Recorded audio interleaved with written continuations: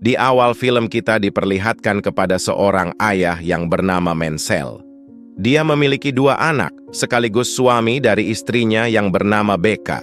Sehari-harinya, dia tak memiliki kegiatan apapun selain bangun pagi, berolahraga, membuang sampah, dan meminum kopi. Hampir setiap harinya, ia melakukan kegiatan tersebut hingga membuatnya menjadi sangat bosan.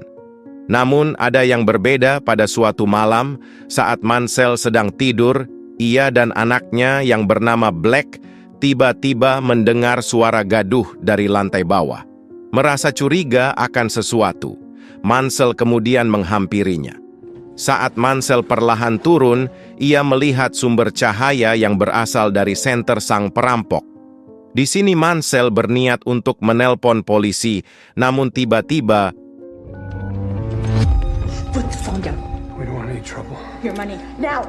tak hanya meminta Mansell untuk menutup teleponnya, sang pencuri kemudian mengambil barang berharga termasuk uang dan jam tangan yang sedang ia pakai.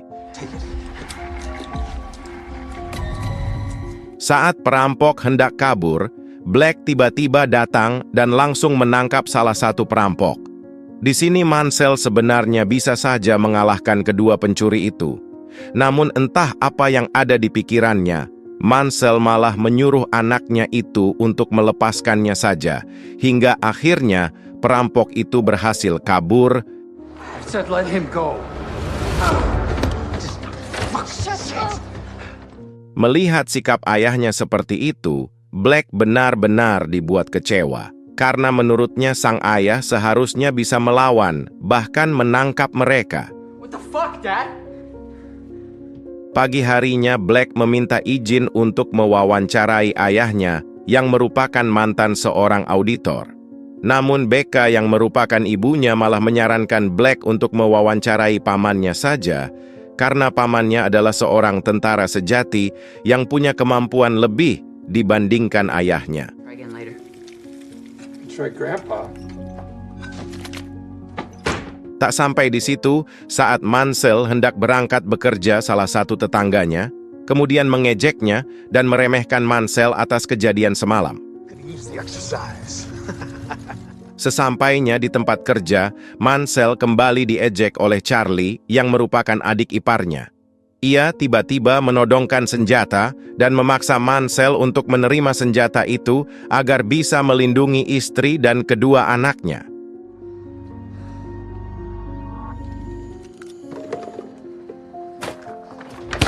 Tak lama kemudian ayah mertuanya memanggil dan menyinggung soal pencurian semalam.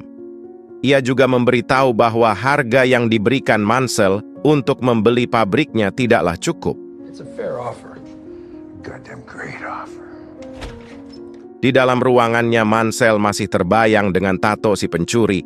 Ia kemudian membuka laci dan menceritakan kejadian semalam kepada seseorang melalui sebuah radio. Di sini ia bercerita bahwa ternyata kedua pencuri itu terlihat sangat putus asa. Bahkan Mansell juga melihat jika pistol yang dipakai mereka ternyata tidak memiliki peluru. Dan itulah alasannya mengapa dia membiarkan perampok itu karena tak tega melihatnya. Sepulangnya dari kantor, Mansell menyempatkan diri untuk mengunjungi ayahnya di sebuah panti asuhan. Ayahnya merupakan pensiunan FBI. Di sini ayahnya mengatakan jika Mansell yang sekarang bukanlah Mansell yang dulu ia kenal. Mendengar hal itu Mansell hanya terdiam sembari memandangi foto masa kecilnya. Sesampainya di rumah ia dikagetkan dengan perkataan anak perempuannya yang telah kehilangan kalung kucing buatannya. Mendengar hal itu, Mansell bergegas kembali ke tempat ayahnya untuk mengambil pistol dan lencana milik ayahnya. Mansell kemudian pergi ke beberapa toko karena ia tahu salah satu pencuri itu memiliki tato yang sangat khas. Hingga akhirnya, Mansell berkunjung ke salah satu toko yang berisi semua preman. Who are you? Di sana ia menggunakan lencana ayahnya agar mereka mau memberikan informasinya. Namun ternyata salah satu dari mereka menyadari jika lencana itu sudah kadaluarsa. Dan pada saat mereka akan menghajar Mansell, tiba-tiba salah satu dari mereka melihat tato yang ada pada lengannya. Dan inilah yang terjadi. Thank you for your service. Entah apa simbol dari tato tersebut, yang pasti di sini pemilik toko itu langsung memberitahu alamat si pemilik tato yang sedang ia cari. Setelah menemukan alamat rumahnya, Mansell diam-diam langsung masuk ke dalam rumah, lalu memukul salah satu pencuri yang merupakan suami istri. Di sini Mansell kembali meminta jam tangannya dan tak lupa dengan kalung kucingnya. The kitty cat bracelet. Namun ternyata sang pencuri itu tidak mengetahui kalung kucing tersebut, sehingga Mansell pun dibuat emosi. Saking emosinya, ia berniat untuk menembak kepala sang suami, namun tiba-tiba Mansell kemudian membuka pintu dan melihat bayi yang sedang menangis. Mengetahui hal itu, Mansell langsung pergi meninggalkan mereka dengan penuh penyesalan. Dalam perjalanan pulang, Mansell dikejutkan oleh sebuah mobil yang menabrak bis yang sedang dia tumpangi. Ternyata mereka adalah segerombolan preman. Sambil mabuk, preman itu memasuki bis dan meminta semua penumpang yang ada di sana untuk turun, sehingga tersisa Mansell dan salah satu wanita. Di sini, Mansell kemudian berdiri dan meminta sang sopir itu untuk keluar lalu menutup pintu bis. Hingga akhirnya, Mansell menantang semua orang lalu menghajarnya.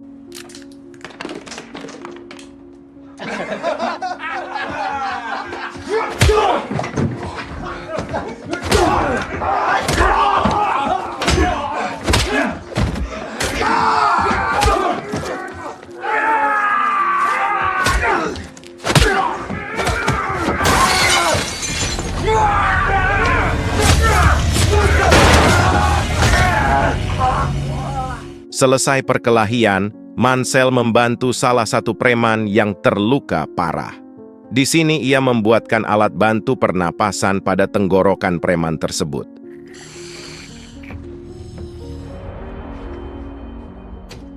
Sesampainya di rumah, Beka dibuat heran saat melihat suaminya pulang dengan berlumuran darah.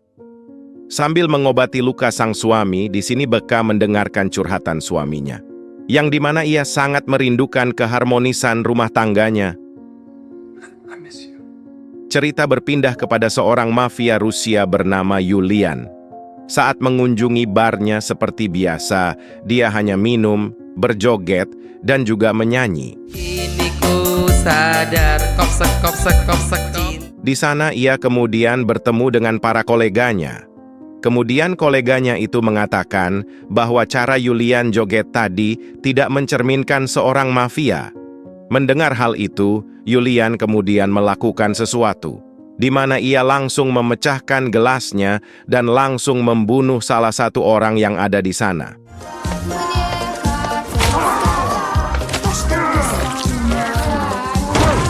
Melihat kejadian itu, para koleganya pun akhirnya percaya. Dan tak lama setelah itu, ia menerima sebuah panggilan yang mengabarkan jika adiknya kini masuk rumah sakit karena telah dihajar oleh seseorang. Dan apakah kalian tahu siapakah orang itu?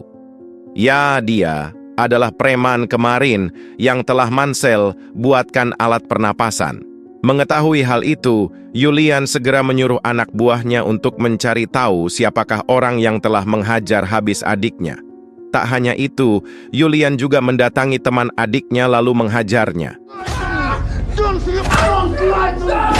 How can I find this man?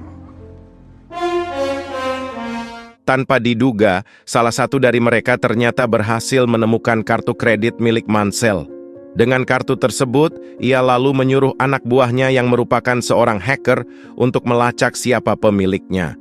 Keesokan harinya, suasana keluarga Mansell tidak seperti biasanya. Kali ini Mansell terlihat gembira. Dengan bangganya Mansell kemudian menceritakan kejadian kemarin kepada Black. Namun tak lama setelah itu Mansell mendapatkan sebuah panggilan. Sebuah panggilan yang berasal dari seseorang yang selalu menghubunginya pada sebuah radio. Di sini orang itu kemudian mengatakan, jika Mansell harus segera menemuinya. Just a distributor of ours. Malam harinya, Mansell menemui orang itu di sebuah barbershop. Pria itu kemudian memberikan sebuah berkas yang berisi biodata Julian kepada Mansell. He's a bad guy. Setelah membaca sekilas, ternyata Julian adalah mantan seorang tentara yang sangat berbahaya. Ditambah lagi, ia memiliki anak buah yang sangat banyak. Jadi saat ini, Julian bisa sangat mudah menemukannya.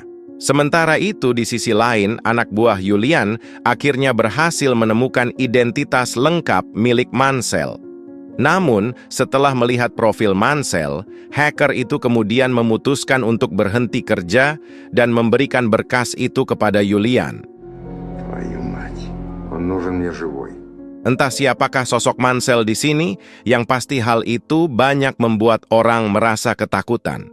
Saat malam tiba, Mansell dan keluarganya tengah asik makan malam bersama. Namun tiba-tiba, di sini Mansell langsung menyadari jika ada banyak mobil berhenti di depan rumahnya. Dan dengan cepat, Mansell menyuruh istri dan kedua anaknya untuk bersembunyi di dalam basement. Di sini ia tak lupa mengokop istrinya.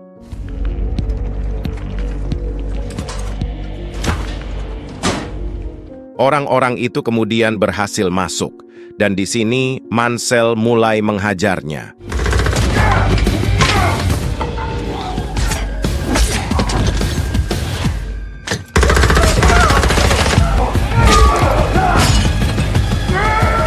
Dengan cepat Mansell menghabisi semua anggota mafia. Namun sayangnya, salah satu dari mereka berhasil menyetrum Mansell hingga membuatnya tak sadarkan diri.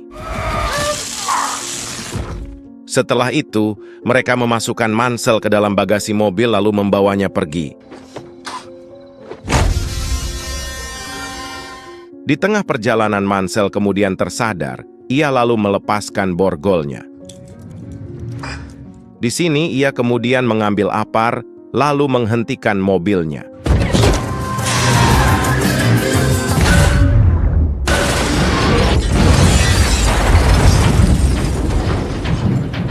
Mobil menabrak tiang dan Mansell akhirnya berhasil keluar. Di sini Mansell kemudian terkanjut begitu melihat anak buah Julian yang sedang sekarat. I never met a black Russian before. Who the hell are you? Mansell kemudian menceritakan bahwa ia adalah mantan seorang agen khusus, hingga akhirnya anak buah Julian itu meninggal tanpa dia sadari. Mansell kemudian bergegas kembali ke rumahnya. Di sini Becca dan anaknya dibuat heran saat melihat ayahnya yang berhasil membantai mereka semua. Tanpa menjelaskan apa permasalahannya, Mansell lalu menyuruh istri dan kedua anaknya untuk segera pergi dari rumah itu. Selepas itu, Mansell mengemasi semua emas miliknya dan kemudian mengumpulkan semua mayat itu di atas sofa. Dan di sini Mansell kembali menceritakan masa lalunya. A couple of chapters back, Pada saat itu, ia akan membunuh korban terakhirnya.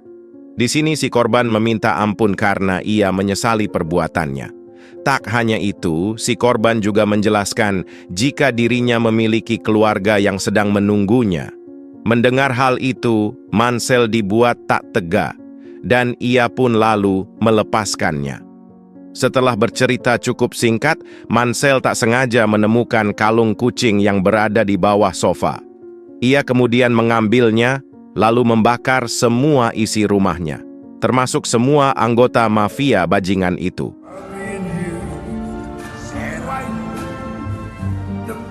Karena sempat diejek oleh tetangganya, Mansell kemudian pergi dengan menggunakan mobil mewah milik tetangganya itu. Sedangkan di sisi lain, Julian kini sedang melihat berita mengenai anak buahnya yang berhasil dihabisi oleh Mansell. Melihat itu, Julian kembali menyuruh anak buahnya. Namun kali ini, ia akan menargetkan ayah Mansell sebagai korban selanjutnya. Kedua anak buah itu akhirnya berhasil mendatangi tempat ayahnya Mansell. Namun saat mereka hendak membunuhnya, tiba-tiba dengan senjata shotgun si kakek berhasil membunuh keduanya. Sementara di sisi lain, Mansell terlihat sedang menawar perihal pabrik ayah mertuanya yang akan dia beli. Di sini Mansell kemudian mengeluarkan semua emasnya, hingga akhirnya sang ayah mertua menyetujui harga tersebut. Deal. Pagi itu Mansell sibuk menyiapkan peralatan tempur, mulai dari senjata bahkan jebakan sedang ia buat. Setelah itu, Mansell kembali menghubungi orang yang ada pada radio untuk melakukan sebuah rencana. Malam itu, Mansell mendatangi tempat di mana Julian menyimpan semua uangnya. Tak hanya membunuh para penjaga, Mansell juga berhasil membakar semua uang itu.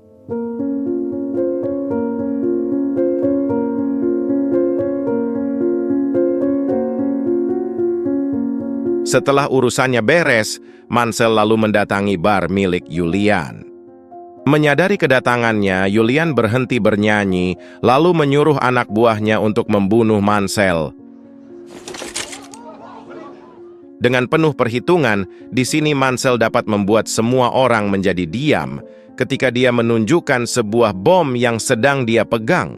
Tak hanya itu, Mansell juga memberitahu jika dia sudah memusnahkan semua uang milik Julian. Mendengar hal itu, Julian pun kemudian naik darah. Karena tak ingin ada perseteruan, Mansell lalu menyuruh Julian agar tak mengganggu keluarganya lagi. Dan setelah itu Mansell pun pergi. Think it over.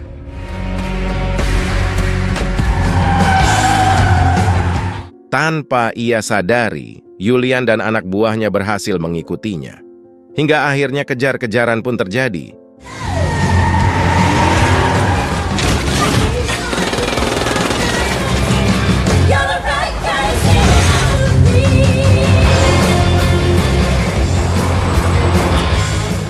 Sesampainya di pabrik tempat dia bekerja, Mansell terlihat sangat kewalahan sampai akhirnya seseorang membantunya. Remember when I said don't do nothing stupid? Ya, dia adalah sang ayah dan adiknya yang merupakan seseorang di balik obrolan pada sebuah radio. Dan aksi saling tembak pun terjadi.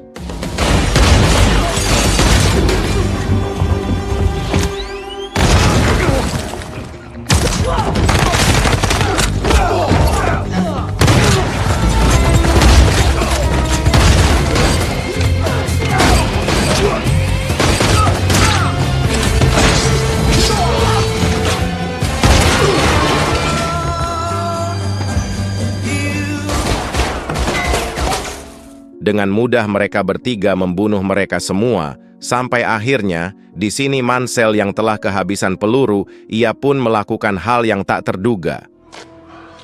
Everybody dies.